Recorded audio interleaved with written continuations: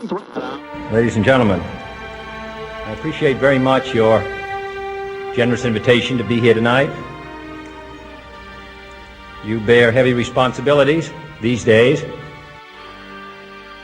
Welcome to Stock Legends Radio Show, seeking answers, opinions, and the inside scoop, putting you in the front seat on Wall Street. In today's market, This is breaking news. Where is it going next? StockLegends.com.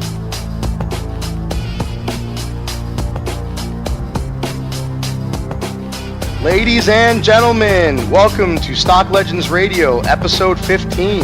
Please welcome today's host, myself, Quick Draw. Also, our special guest here with us today, Patrick Greenish of ticker symbol LUDG, LUDG Enterprises. Patrick, welcome to the Stock Legends Radio Show. Good morning, Justin. How are you this morning? Oh, we're doing just fine here. It's a pleasure to have you on board.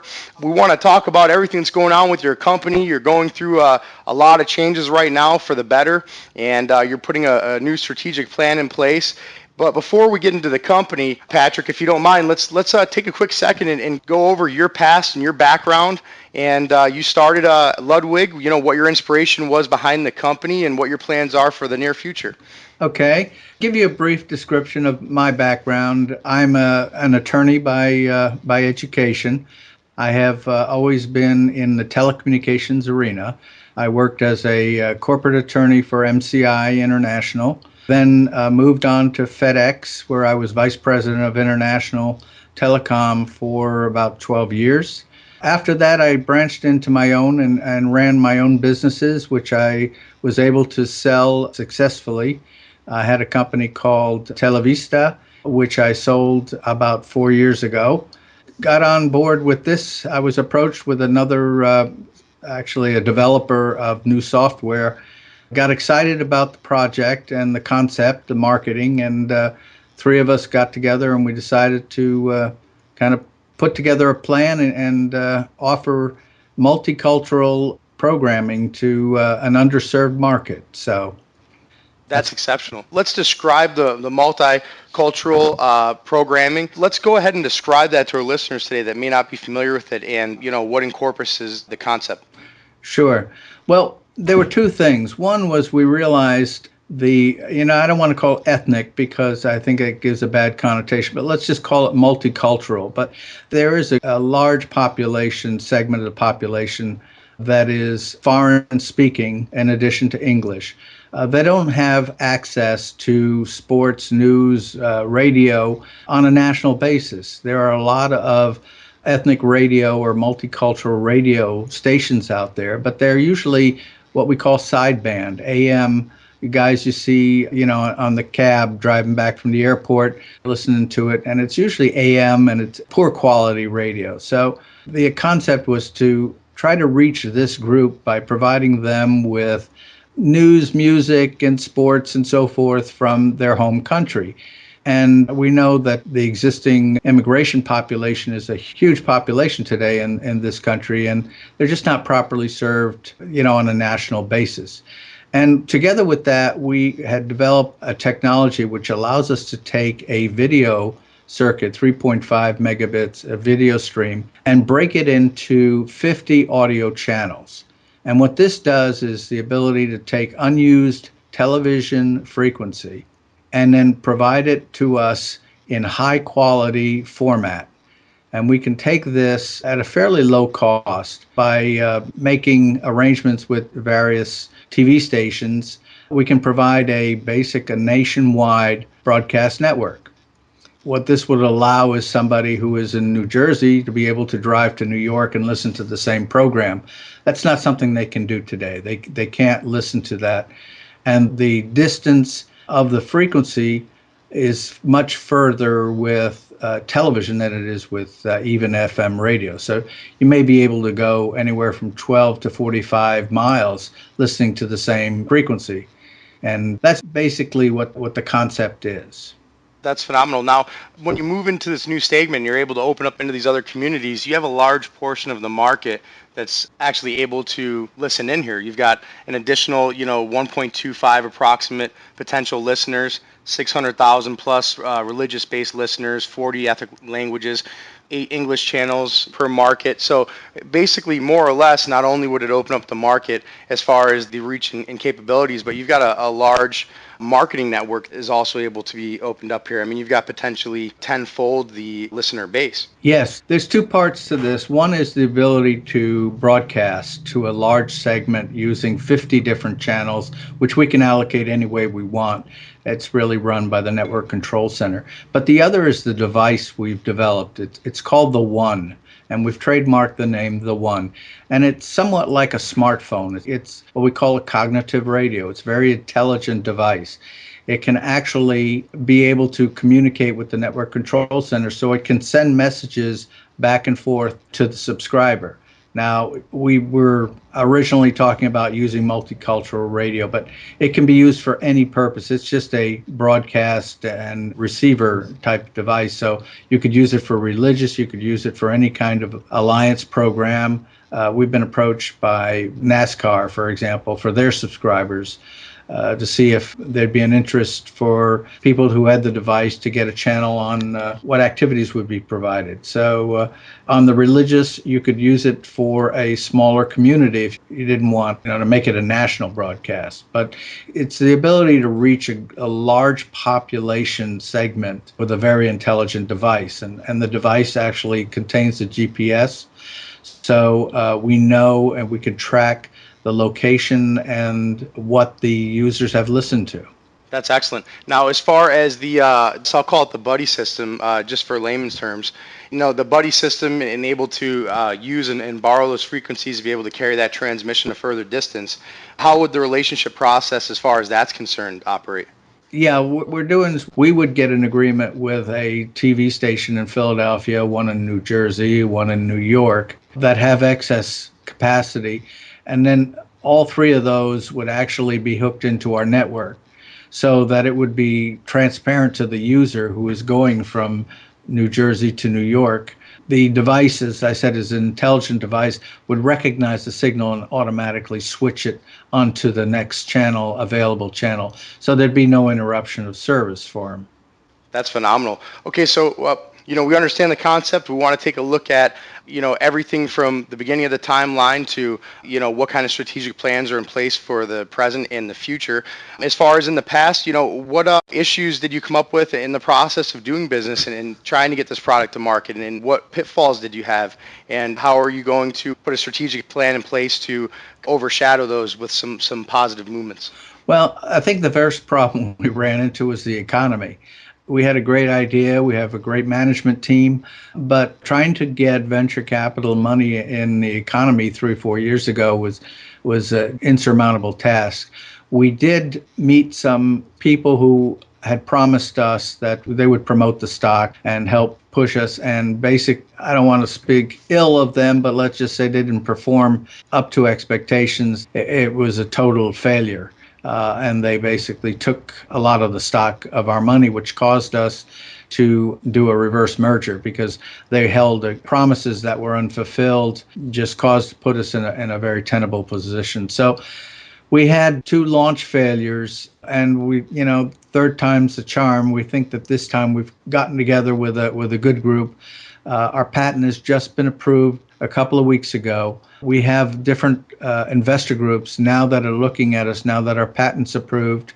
So we're kind of really excited about it, and we're just going to forget about what happened in the past and the people that took advantage of our naivete, probably is the best way of saying it. And we're moving forward. We're excited about getting this thing rolled out and having a big impact on the marketplace. Well, first of all, congratulations on your patent. That's huge news. And typically, that's the first step in the process. You get the patent put in place, and then, as you said before, a lot of groups start coming around because you've got something tangible to be able to say, hey, look what we have here. That this is what we have going on, and then a lot more opportunities open up. More times than not in today's market, there are a lot of bad deals out there, and there are a lot of different guys standing on all sides of the table, and it's tough from the perspective of being the public company. It's tough from the perspective of being the investor to try and read between the lines, find out what's what. I mean, sometimes it's tough to even tell what's up and what's down. I think the community will probably understand that as well. So, you put a new strategic plan in place. Let's talk about exciting new step forward as far as your patent, what your plans are to actually get this to market. I mean, have you guys formalized any kind of strategy yet, or is it too early in the process to be able to talk about that? We're going to start, actually, we have started. Our test bed is going to be in New Jersey, and we're testing, do a proof of concept.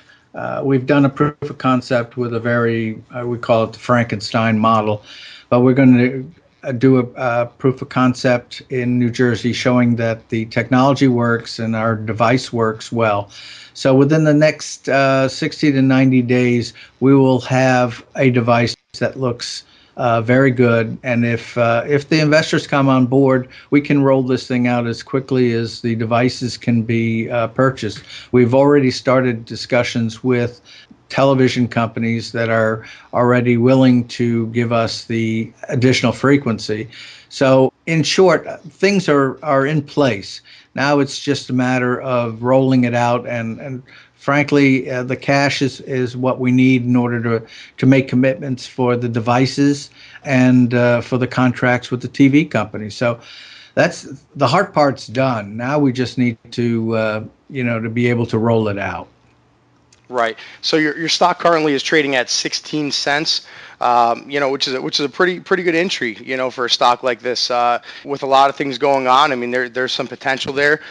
Now, as far as for the investors that are sticking around and are ready to hop on board, are supporting the company, anything that you would like to speak directly to the community of the new investors and some of the old? I think the beauty of our business plan, the business model, is the fact that it does not take a lot of listeners to make this thing start to turn a profit. Unlike XM and Sirius that are still struggling to make a profit, our infrastructure is not very expensive. We don't have to put up satellites. We don't have to put up antennas, poles. Most of the technology is available today. We're using what they call ATSC. It's a new standard. So basically all we need are the devices to be put out, distributed in the general public, and we need the agreements with the television companies. So we only need about 5 to 10,000 users per region, this whole network to start paying for itself.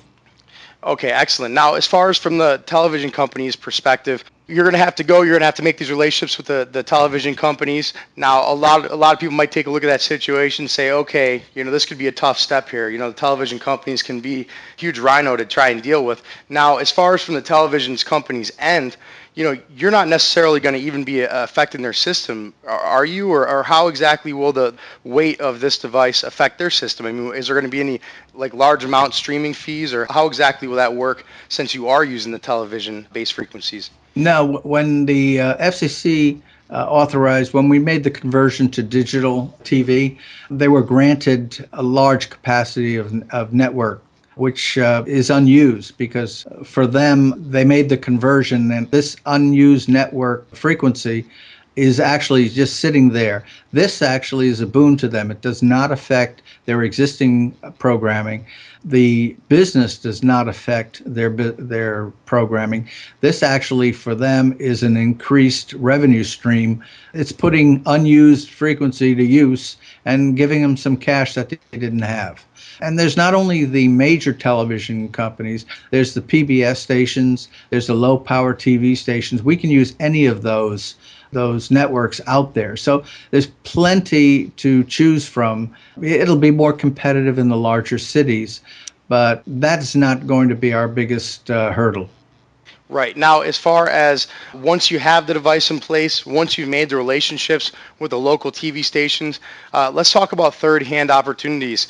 Is there going to be marketing opportunity? Obviously, you're going to control that particular frequency and airwaves. So will you more or less, act and represent yourself as, the decision maker on what kind of marketing goes there and when and how and why? We have two revenue streams in this plan. One is we will sell the content. That is to say, we'll actually provide the advertising and we'll provide some of the content. But the greater portion of the revenue is we actually just sell the airtime to existing either internet companies or AM companies. There are a lot of existing multicultural radio stations and internet stations that want to reach a broader audience. They've got their own advertising and so forth. So we already have a customer base for the usage that have been hampered by technology up to this point. So we'll offer them a gateway to the country. But we'll also be able to provide for local merchants trying to reach this population the ability to send text, advertising messages, and information messages to the subscribers. And there's a display, for example, on the unit called the One, which will say, for example, Joe's Pizza will know where he is by virtue of the GPS that's contained in it. And we know that, if he's in Brooklyn at a certain area, we can actually have a digital message forwarded to him saying, with this device, you can use the coupon for Joe's Pizza or a car dealership or furniture, specifically for that region and perhaps specifically for that ethnic group that might be open for that. Right. Now, what would make this device any similar or any more different? A lot of people might be thinking, well, what's the difference from that to, possibly a phone with an application that has an actual radio show? So, let's separate the difference between the two and talk about strategically, why they're different. So the third-party opportunities are there. They're able to read the data and information and pinpoint the location of the customer and market them according to that. Let's talk about any of the other differences as far as in broad categories and separate ourselves away from, a lot of the technology that we're seeing every day today. Okay, well, one of the advantages of our system is that it's an intelligent system. So we can basically monitor and gather data as to who is listening to what. Today, when you hear a radio broadcast, there's very little data available to the broadcaster as to how many people are listening, how often they listen, what they listen to. Our device will capture exactly what the listener has listened to. So for advertising reasons, for programming reasons, we can offer 24-hour feedback to either the advertisers or the content providers and say, listen, these guys listen to country and western only, and they only were in this geographic area. So we give immediate feedback. But the other reason I think it's different than the radio, at least the multicultural radio, is the ability to go from region to region. If you're an advertiser today trying to reach a Hispanic population and you want to promote your product, you're really restricted to either Univision on television or a local AM radio station, which is very constricted geographically. So now you've basically, if you've already got a radio show and you're broadcasting to a group, whether it's Pakistani or Chinese or Hispanic, you now have the ability to broadcast this to a much, much larger group at basically the same cost as you would be today broadcasting to a smaller group. So it would be good for a lot of the even up-and-coming independent groups. It's similar to a lot of the other marketplaces where there's so many bulls in the arena that it's difficult to, it's tough to get in there and compete with, CBS or any NBC and these bigger guys. So for a lot of the up-and-coming companies, we've seen a lot of people on radio, stick with an alternative method. A perfect example would be Howard Stern. They offered him the opportunity, and he kind of stuck with his opportunity with them, and his base, stuck and followed. So for a lot of the up-and-coming guys and radio stations that are putting stuff together, it might be a good opportunity for them to kind of captivate their own personal audience at a further reach. Absolutely. You got the concept. So from this point forward, so we're taking a look at the stock now. We've had a little bit of a replenishing go on. There's going to be some mixed emotions. Some people that have been sitting and watching this will see this as a new revitalized youth and an opportunity to kind of wash away some bad business deals of the past and step in with a clean slate and a new strategy. You've got the patent going on.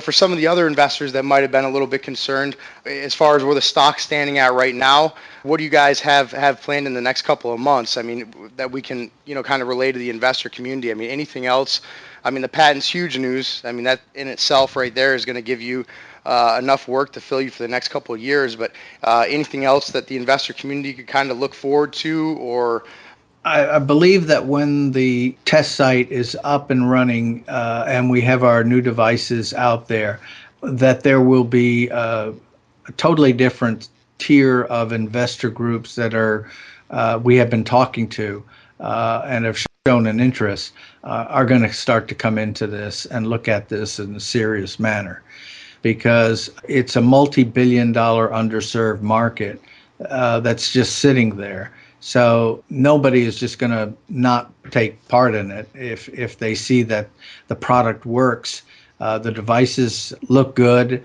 and the quality service that we're promising is delivered. So I think that pretty soon we're going to see a lot more activity in the investment side in the company now that the patent has been approved. Yep, that's excellent timing, and you're stepping into a $1.5 trillion marketplace, large by any standards. Even if you're able to capitalize on a small portion of a percent, the revenues would be absolutely phenomenal. It sounds like you guys have, you've been through the ringer, but at the end of the day, it's not how situations fall apart and get knocked down. It all falls in the leadership and putting the pieces back together, devising a plan. And, right now you've got a patent. I mean, it couldn't come at a better time. This is going to really, really fast forward your company and a lot of things that are going on. You're going to have a lot of attention from everyone from international investors and you name it. I mean, there could be opportunities even for other large companies that see this technology and find a place that it fits something that they currently have going on. I mean, you never know. The world is your oyster. There's so many things that could potentially happen. But at the end of the day, you guys have the buzz going, and there's a lot of opportunities and potential things that could take place. So that's excellent. Anything else that you would like to say to the community before we wrap it up? We'd also, as an addition, Patrick, while you're going through this process, the whole patent process, it's a very lengthy process. Just as well as I do, you've been going through it for some period of time now, and you were just granted one, which is exceptional. As you go through that process, there's going to be a lot of changes, a lot of different things taking place. We always think it's a great idea to keep in touch with the investor community. The investors really enjoy it and appreciate it, and we'd like to invite you back on future shows as well. But before we get too far there, is there anything else you'd like to say to the investor community? No, it's very transparent, and I'm very accessible. Anybody can reach out, have any questions about us, about the past, about the future, about our qualifications. Like I said, we have I think, a very strong management team. I haven't gone into it too much, but I'll be willing to make myself available to anybody that has questions about the company. And it's an exciting time. Investors, you can also go to ludwigent.com and check out the website there. You've got some good information and statistics here. Looks like we'll be probably updating the share count here shortly. We've got some old share numbers on there, but the new share count, stock's at a great place, and we could see a big move here coming in the next couple of months. So, I agree. Patrick, it's been a pleasure having you on the radio show today. And again, if you'd like to come back, we'd like to welcome you back at any time and talk directly to your investors and keep us up to date with your current progresses. Very well. I appreciate the time and the opportunity to give a little speech about us. We're really, really excited about what's happened lately. And investors can reach out to you personally. We said the website, that's public ticker symbol LUDG, Ludwig Enterprises. Patrick, it's been a pleasure. Thank you, Justin. All information posted by Stock Legends for informational purposes only should not be construed as an offer or solicitation to offer or buy or sell securities. By listening to this radio show or this poster or this video by Stock Legends, you are accepting sole responsibility for your own investment decisions. By reading messages, doing so in videos, or listening to the radio show, you acknowledge that the information hereunto contained within this message or video provided or radio show is for general opinionated discussion and for informational purposes only, therefore should not be considered to be complete, precise, accurate, or current investment advice. Be aware that internet persons, videos, and so on, not only on the original message board where this disclaimer was discovered or in this video show, but other message boards, that is not limited to the originated video of the website, may be increasing or decreasing our share positions in security regardless of what they are saying or posting or construing on this radio show, and may be compensated in some way or form by a third-party investor in the company mentioned posted in this video or radio show. The non-affiliated third parties compensated may or may not have shares to liquidate, which could affect the stock price. Assume that any security mentioned is owned by Stock Legends and may be buying or selling, adding or subtracting away from the position that they have, regardless of anything said, inferred, construed, or referred to. Believe before or after starting company profile. Always do your own due diligence prior to making investment decisions. Never borrow money and buy penny stocks. Always remember penny stocks are very risky. You could possibly lose your wife, keys, car, house, and everything else comes along with it. Also, be aware that information provided concerning certain securities contains forward-looking statements that involve risks and uncertainties. As in any investment, never invest in a penny stock unless you can afford to lose your full or entire investment. We completely oblige by the Fifth Amendment for this full entire show.